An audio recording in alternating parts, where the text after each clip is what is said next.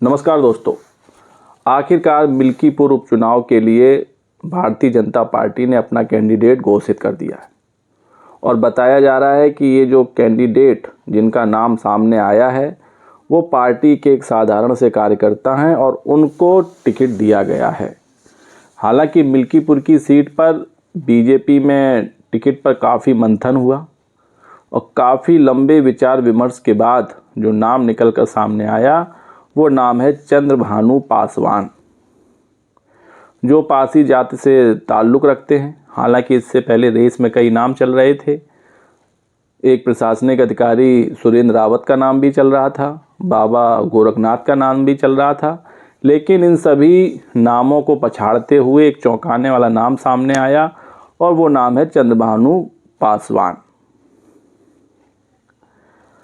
वैसे ये बीजेपी की एक रणनीति रही है कि वो सरप्राइज़ देते रहते हैं, फिर चाहे किसी स्टेट के सीएम का नाम हो या फिर प्रदेश अध्यक्ष से लेकर राष्ट्रीय अध्यक्ष का नाम हो, हमेशा कुछ नया करते हैं। तो इस बार भी मिल्कीपुर की सीट पर एक ऐसा नाम सामने आया जिसकी चर्चा तक कोई नहीं कर रहा था और वो नाम है चंद्रभानु पासवान। दरअसल पासी समाज से आने वाले चंद्रभानु पासवान को अजीत पासी, जो अवधेश प्रसाद के बेटे हैं, उनकी काट के तौर पर देखा जा रहा है और दोनों पासी कैंडिडेट होने से जो वोट बैंक है, एक जो बड़ा वोट बैंक है पासी समुदाय का मिल्कीपुर में, उसमें सेंधमारी की कोशिश की जा रही है। क्योंकि अब जब दोनों एक ही जाति के कैंडिडेट हो गए हैं तो जाहिर सी बात है जो वोट बैंक है, सबसे बड़ा वोट बैंक है मिल्कीपुर में पासी समाज का, उसमें सेंधमारी हो सकती है, ऐसा कहा जा रहा है। हालांकि काफ़ी लंबे इंतजार के बाद मिल्कीपुर सीट पर बीजेपी ने अपने प्रत्याशी का ऐलान किया, जबकि समाजवादी पार्टी करीब 4 महीने पहले ही प्रत्याशी का ऐलान कर चुकी थी। क्योंकि ये चुनाव भी यूपी की जो 9 सीटों पर उपचुनाव हुए थे उसके साथ ही होना था, लेकिन मामला कोर्ट में था, इसलिए इसको टाल दिया गया था।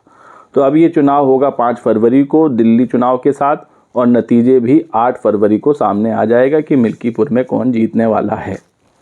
मिल्कीपुर की जो लड़ाई है वो बीजेपी और समाजवादी पार्टी के लिए प्रतिष्ठा का विषय बन गई है, क्योंकि इस चुनाव के जरिए बीजेपी अयोध्या की हार का बदला लेना चाहती है, तो वहीं समाजवादी पार्टी एक बार फिर से मिल्कीपुर जीतकर बीजेपी को आईना दिखाना चाहती है। तो यहाँ जो लड़ाई है बड़ी इंटरेस्टिंग हो गई है।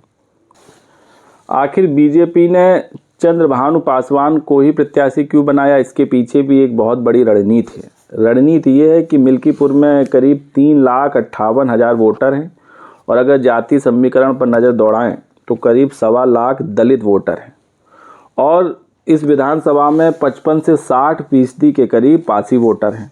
यही कारण है कि सपा और बीजेपी दोनों ने पासी उम्मीदवार को उतारा है। हालांकि समाजवादी पार्टी के तो पहले से ही उम्मीदवार थे, अवधेश प्रसाद ने 2022 में बाबा गोरखनाथ को हराया था और इस बार उनके बेटे अजीत पासी को टिकट दिया है।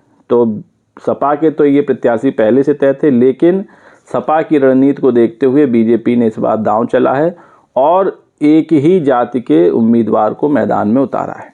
वहीं मिल्कीपुर में ओबीसी में यादवों की संख्या अधिक है और अगड़ों में ब्राह्मण वोटर निर्णायक भूमिका में है और भाजपा का जो फोकस है वो पासी समाज के साथ साथ अगड़े और पिछड़े दोनों समाज के वोट बैंक को अपने पाले में लाने की कोशिश है।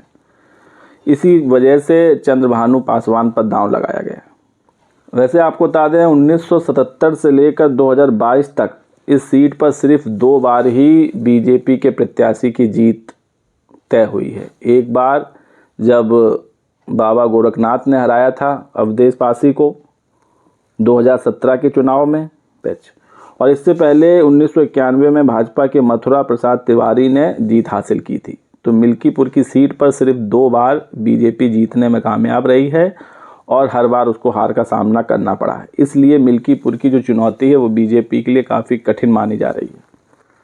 2022 में जो अभी पिछला विधानसभा चुनाव हुआ था, इसमें अवधेश प्रसाद ने बाबा गोरखनाथ को 13,000 से ज़्यादा वोटों से मात दी थी और मिल्कीपुर की सीट जीतने में सफल रहे थे। लेकिन इसके बाद लोकसभा चुनाव में फैजाबाद से उनको टिकट मिला और वो सांसद चुनकर संसद पहुंच गए। इस वजह से सीट पर दोबारा से उपचुनाव हो रहा है। 1995 के बाद ये तीसरी बार मिल्कीपुर में उपचुनाव हो रहा है।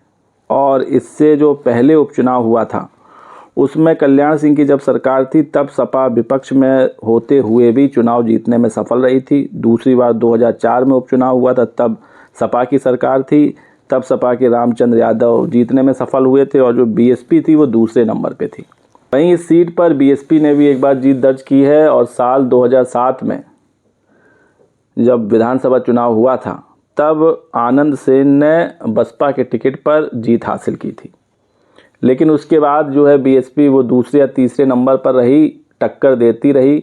लेकिन इस बार उपचुनाव में बीएसपी मैदान में नहीं है, तो जो दलित वोट बैंक है वो किसी एक तरफ ही पूरी तरह शिफ्ट होगा और माना जा रहा है कि समाजवादी पार्टी की तरफ दलित वोट बैंक जा सकता है।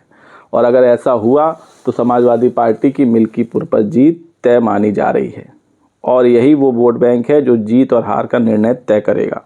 क्योंकि अगर पिछले चुनावों की बात करें, जब 2022 में चुनाव हुआ था तब बीएसपी की मीरा देवी ने यहाँ 14,000 से ज़्यादा उनको वोट मिले थे, वो तीसरे नंबर पर रही थी। 2012 में जब चुनाव हुआ था तो बीएसपी के पवन कुमार को करीब 40,000 के लगभग वोट मिले थे और वो दूसरे नंबर पे थे। 2017 में भी राम गोपाल कोरी जो बीएसपी के कैंडिडेट थे उनको 46,000 से ज़्यादा वोट मिले थे। तो एक ठीक ठाक वोट बीएसपी के कैंडिडेट्स को सीट पर मिलता आया है। लेकिन इस बार बीएसपी सीट पर उपचुनाव नहीं लड़ रही है क्योंकि बीएसपी ने ऐलान किया है कि वो किसी भी उपचुनाव में हिस्सा नहीं लेगी। और इस वजह से शायद ये लड़ाई समाजवादी पार्टी के लिए थोड़ी आसान हो जाए, क्योंकि जो पीडीए का फॉर्मूला चल रहा है समाजवादी पार्टी का, उसके चलते ये वोट बैंक पूरी तरह अखिलेश यादव की समाजवादी पार्टी की तरफ शिफ्ट हो सकता है। हालांकि बीजेपी ने भी दलित वोट बैंक में सेंधमारी के लिए पासी जाति के चंद्रभानु पासवान को मैदान में उतार दिया है। लेकिन अब ये कितने कारगर होंगे, क्योंकि कैंडिडेट के नाम में काफ़ी देरी हो चुकी है और अब उतना वक्त रह नहीं गया है तैयारी को लेके। और जबकि समाजवादी पार्टी की तैयारी इस सीट पर बीते 6 महीनों से चल रही है, तो इतने कम वक्त में अब चंद्रभानु पासवान क्या कुछ करते हैं ये देखने वाली बात होगी। वैसे आपको बता दें, चंद्रभानु जो पासवान हैं इनकी शैक्षिक योग्यता बीकॉम और एलएलबी है और ये जाति से पासी हैं।